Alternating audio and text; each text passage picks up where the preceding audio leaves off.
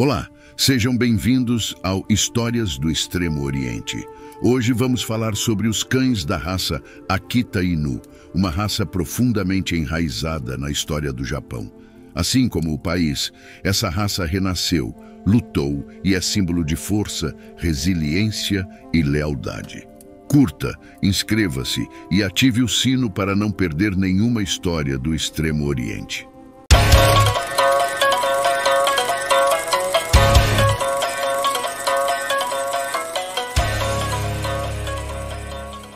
Os Akitas são originários do Japão, especificamente da região de Hokkaido, mas são mais associados à prefeitura de Akita, de onde deriva o nome da raça.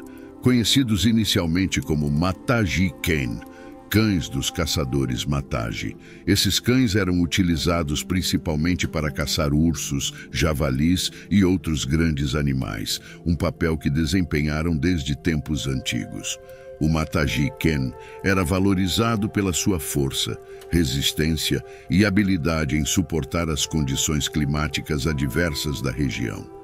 O antigo caçador da floresta, o Akita Inu, não apenas simboliza a lealdade, coragem e dignidade, mas também é reconhecido por suas habilidades de caça excepcionais. Provenientes das severas regiões montanhosas de Akita, no Japão, onde o clima é frio e a neve é frequente, estes cães são resultado de uma seleção natural que favoreceu características como resistência, determinação e um aguçado senso de olfato. Estas qualidades os tornaram caçadores supremos em seu habitat, capazes de rastrear e enfrentar animais de grande porte, como cervos, ursos e javalis. Os ancestrais do Akita Inu, valorizados pelos nativos japoneses, eram considerados parceiros indispensáveis nas expedições de caça. Sua presença assegurava uma maior probabilidade de sucesso na caçada, não só pelo seu físico adaptado às duras condições, mas também pela sua inteligência tática na perseguição da presa. Eles protegiam as famílias dos caçadores e as comunidades onde viviam, oferecendo uma linha de defesa contra ameaças selvagens. Além de serem eficazes na caça, os Akitas eram frequentemente presenteados como guardiões nobres às famílias imperiais e participavam em lutas de cães, um costume da época que, embora controverso, atestava a sua coragem e tenacidade. A raça enfrentou ameaças de extinção, mas através de cruzamentos seletivos e um esforço consciente para preservar suas características únicas, o Akita Inu foi revitalizado e sua população restabelecida. Os Akitas e os samurais. Durante o período Edo, a coexistência dos samurais e dos Akitas Inu era marcada por uma simbiose única, refletindo um equilíbrio entre as necessidades práticas e os valores culturais. Era comum para um samurai ter um Akita como guardião da residência, uma tradição particularmente difundida na região de Odate. Os Akitas eram apreciados não apenas por sua habilidade em caça e combate, mas também pela sua vigilância e percepção aguçada, sendo confiáveis detectores de ameaças, como as invasões furtivas de ninjas, famosos por suas tentativas de espionagem e assassinatos silenciosos. O latido de um Akita era considerado um alerta confiável, capaz de despertar um samurai adormecido para a defesa de seu lar. Os cães Akita Inu, portanto, eram mais do que meros animais de estimação ou símbolos de status. Eles desempenhavam um papel crucial na segurança dos domínios dos samurais. Em uma era onde conflitos e rivalidades eram frequentes, a presença de um Akita em uma residência samurai era uma estratégia defensiva inteligente, garantindo que qualquer aproximação indesejada fosse prontamente percebida e enfrentada. Esta função defensiva solidificou a relação de respeito e dependência mútua entre o guerreiro e seu cão. O respeito dos samurais por seus cães Akita Inu ia além do pragmatismo. Os samurais viam a lealdade inabalável e a coragem destemida da raça como um reflexo de suas próprias virtudes. Assim, Em meio a uma sociedade fechada, onde o dever e a honra predominavam, o Akita Inu se destacava como um membro valoroso, um defensor não só do lar samurai, mas também dos ideais e da própria essência do Bushido. Interação com outras raças de cães no Japão. O Japão é o lar de várias raças de cães indígenas, uma das quais é o Akita Inu. Todas essas raças provêm de uma longa linha de lobos domesticados, exibindo fortes impulsos territoriais e ostentando uma constituição robusta. De cabeça dura, dominantes e assertivos, o Akita Inu é como um lobo em pele de cão. Em linha com isso, o Akita Inu está longe de ser um cão de colo, mas sim um caçador digno de realeza. As primeiras menções conhecidas de Akita Inu datam dos anos 1600, quando esta raça fazia justamente isso. Acompanhava a realeza japonesa durante suas caçadas de aves e grandes jogos, incluindo ursos. Mais tarde, tornar-se-iam intercruzados com outros cães, tanto domésticos quanto estrangeiros, o que criou híbridos atraentes. Um exemplo notável é o seu cruzamento com o russo carafuto, produzindo akitas de pelagem longa. Menções iniciais. Pergaminhos pintados oriundos dos períodos Heian e Kamakura, entre o século IX e XIV d.C., mostram cães de caça que guardam uma semelhança inquietante com o Akita Inu. As marcações ornamentais e o espírito de caça do Akita Inu parecem ter feito dele a raça perfeita para esportes sangrentos, estendendo-se a caças rituais e lutas de cães, especialmente quando de pelagem puramente branca. Pelo século XIV, o Akita Inu tornou-se um concorrente popular quando um regente de Kamakura coletou um imposto em cães, usando-os em lutas elaboradas de cães. Após alimentá-los com carne e vesti-los em roupas intrincadas, até 200 cães eram soltos numa arena, enquanto o regente e dignitários observavam o banho de sangue de um local alto, que dava visibilidade para a arena. A raça abandonada. Em 1687, o shogun Tsunayoshi declarou que os cães deveriam ser tratados como seres humanos. Qualquer pessoa que matasse um cão seria executada por assassinato e os cães deveriam ser chamados por Oinuzama, senhor ou senhora cão. Isso teve as consequências indesejadas de aumentar a população de cães, para os quais o shogun ordenou abrigos, que acomodavam até 50.000 cães. Uma vez que o shogun morreu, o financiamento diminuiu até parar completamente e os cães foram deixados nas ruas. Durante o final do século XIX, a existência do Akita Inu foi novamente ameaçada quando o governo da era Meiji quis licenciar cães e banir brigas de cães. Para o Akita Inu, isso significava que muitos donos não tinham mais uso para eles, libertando-os nas ruas. Bandos de cães errantes, às vezes com raiva, mas sempre desesperados por comida e afeto, mostravam os dentes e avançavam em transeuntes.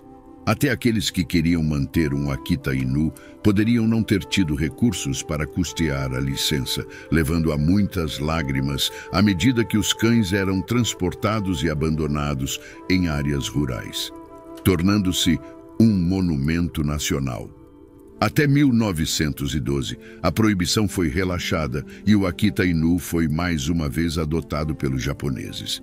Em 1920, o Dr. Shozaburo Watase tentou restaurar a raça investigando pela prefeitura de Akita por espécimes prístinos. Ele não encontrou nenhum, mas os criadores de cães foram inspirados por seus esforços, procurando longe e em todo lugar para encontrar um Akita Inu original.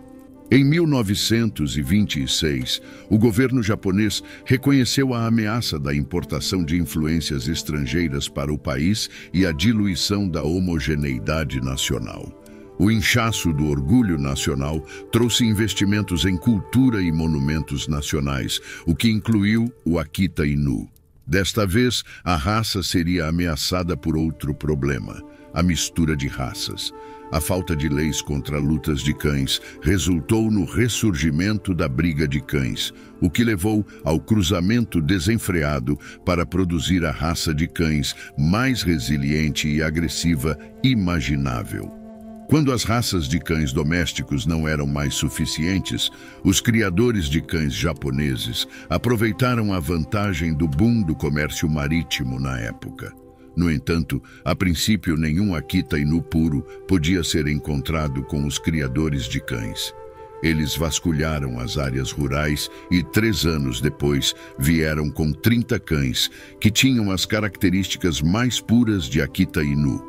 O Akita Inu nacional foi criado com regulamentos estritos sobre como preservar a raça Akita Inu, o que resultou na obtenção de um desenho de monumento nacional em 1931. O Japão, uma nação tradicionalmente protegida e isolada, estava lentamente se tornando mais aberta às influências ocidentais, o que também significava mais cães distintos para o Akita Inu cruzar. Antes disso, o Akita Inu tinha outras raças nativas, como o Tosa Inu, para misturar, produzindo híbridos aptos para uso em lutas de cães. Depois de se abrir para influências estrangeiras, o Akita Inu obteve bulldogs, grandes daneses e mastiffs como parceiros de cruzamento. 2 notáveis linhagens japonesas de Akita Inu eram Matagi Akita, um híbrido tradicional, e Shin Akita, que combinava a coragem e o temperamento frio do Akita Inu com a resistência do Tosa. Também houve cruzamentos com pastor alemão, como o Gomago, nascido por volta de 1939.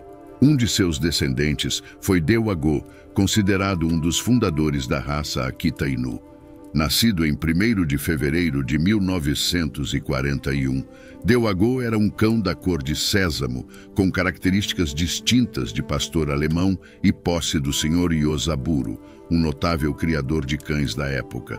Por outro lado, Ishinoseki Gomago foi acasalado em Odate em 10 de outubro de 1943, mostrando características distintas de Akita, como uma cauda enrolada firmemente e a aparência de pelo branco nas pernas, também conhecido como Urajiro.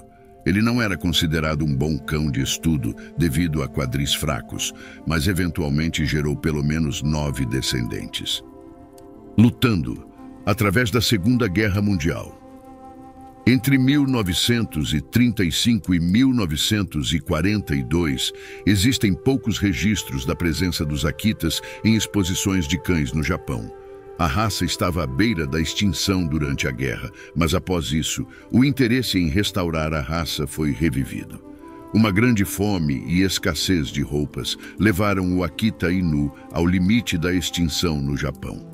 Não só os Akitas Inu, mas outros cães e animais foram mortos para a carne e pele, ou porque a população temia doenças. Alguns Akitas Inu foram misturados com pastores alemães, sobrevivendo como cães militares ou de guarda. O resto foi solto nas montanhas para esperar por um momento melhor. Servicemen americanos, em particular, desenvolveram um carinho pelos Akitas Inu, preservando e exportando a raça para os EUA. Cruzamentos com pastores alemães para os EUA. Hoje, a maioria dos Akitas americanos compartilha os mesmos traços que esses cães originais levados para o exterior. Houve muita discussão sobre como classificar os dois, com o Japão e os EUA, ambos querendo a designação Akita para significar a sua linhagem de cães.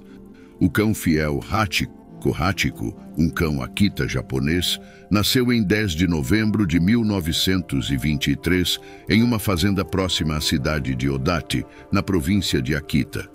Em 1924, foi adotado por Hidesaburo Ueno, um professor da Universidade Imperial de Tóquio.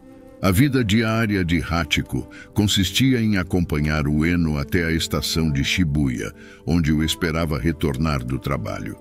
Esta rotina continuou até 21 de maio de 1925, quando Ueno faleceu subitamente de um acidente vascular cerebral no trabalho, deixando Hachiko aguardando seu retorno. Após a morte de Ueno, Hachiko manteve a rotina de ir à estação de Shibuya todos os dias, esperando fielmente pelo retorno de seu dono. Sua presença constante na estação chamou a atenção dos transeuntes e funcionários, que começaram a alimentá-lo e cuidar dele. Este ato de lealdade continuou por quase uma década, até a sua própria morte em 8 de março de 1935. Durante sua vida, e mesmo após, Hachiko se tornou um símbolo de devoção e fidelidade, inspirando várias homenagens, incluindo uma estátua em bronze erguida na estação em 1934. Hachiko faleceu com 11 anos, e seu impacto foi tão significativo que notícias de sua morte foram destaque nos principais jornais japoneses. Seus restos foram cremados e suas cinzas enterradas ao lado de Ueno, no cemitério de Aoyama, em Tóquio. A história de Hachiko é lembrada até hoje, simbolizando a lealdade incondicional e o amor entre um cão e seu dono. Estátuas, filmes e livros continuam a contar sua história, mantendo viva a memória de O Cão Fiel Hachiko. E assim concluímos este resumo sobre o magnífico Akita Inu, uma raça japonesa profundamente entrelaçada com momentos cruciais da história do Japão. Você tem um Akita Inu? Se sim, deixe-nos saber nos comentários e nos deixe saber sua opinião sobre o vídeo, junto com suas impressões sobre o vídeo. Agradeço pela audiência. Não se esqueça de curtir e se inscrever para não perder nossos próximos conteúdos. Até a próxima. Cuidem-se.